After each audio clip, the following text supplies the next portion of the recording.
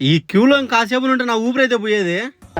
మా ఊరు దగ్గరలో జరిగే పల్లంపాడులోని పల్లమ్మ తల్లి తినాలకైతే వెళ్తున్నాము. నేనైతే ఈ బ్రదర్ ఎవరో కానీ బూస్ట్ అంతా లేపుకో వస్తాడు గాల్లో. నేనైతే చాలా సంవత్సరాల తర్వాత అయితే పల్లమ్మ తినాలకైతే వెళ్తున్నాము. ఒకప్పట్లో బైక్ జమ్మని వేసుకుని గుడి దగ్గరికి అయితే వెళ్లే వాళ్ళం. పోలీసు వాళ్ళ బందోబస్తు వల్ల అక్కడ పెట్టేసి నడుచుకుంటూ అయితే వెళ్తున్నాను. పల్లమ్మ తల్లి గుడి దగ్గరికి వెళ్ళానో లేదో చిన్నప్పుడు జ్ఞాపకాలన్నీ కళ్ళ ముందుకైతే వచ్చేమో. ఒకప్పట్లో మా నాన్న ఆటోలో అయితే తీసుకెళ్లాడు నన్ను, మా చెల్లెల్ని, మా తమ్ముడిని అయితే. ఇప్పుడైతే ట్రాక్టర్ లో తిప్పుతున్నారు కానీ ఒకప్పుడు పందేర బండ్లు ఉండేటి మామ.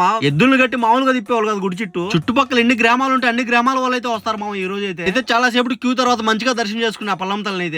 ఇక్కడ మన వచ్చాక పల్లమ్మ తల్లి అయితే గ్రామ ఊరేగింపుకైతే వస్తారు. ఇవి చూస్తానే నా బాల్యం అయితే గుర్తొచ్చింది నాకు. జాతర అంతా అయిపోగానే ఇవైతే తీసుకెళ్తాం ఇంటికైతే. జనాభా అయితే మామూలుగా రాలేదు, ఫుల్ రష్ అయితే ఉంది మామ. ఈ రోజు నేనైతే మా అల్లుడు కోసం ఒక గిలకైతే కొన్నాను. నాకైతే జాతరలో మా తమ్ముళ్ళు, మా బామ్మర్ది అయితే కనిపించారు. ఈ లేజర్ లైట్ ఎంతమంది గుర్తుందో కామెంట్ చేయండి మామ. నేనైతే తిరిగి ఇంటికి వెళ్తా ఉంటే మా చిన్నప్పుడు ఫ్రెండ్స్ అయితే కనిపించారు నాకైతే. వీళ్ళందరూ నా first class, second class friends. చిన్నప్పుడు చిన్నగా ఉండేవాళ్ళు మామ, పెద్ద అయిన తర్వాత చాలా పెద్ద అయిపోయినారు.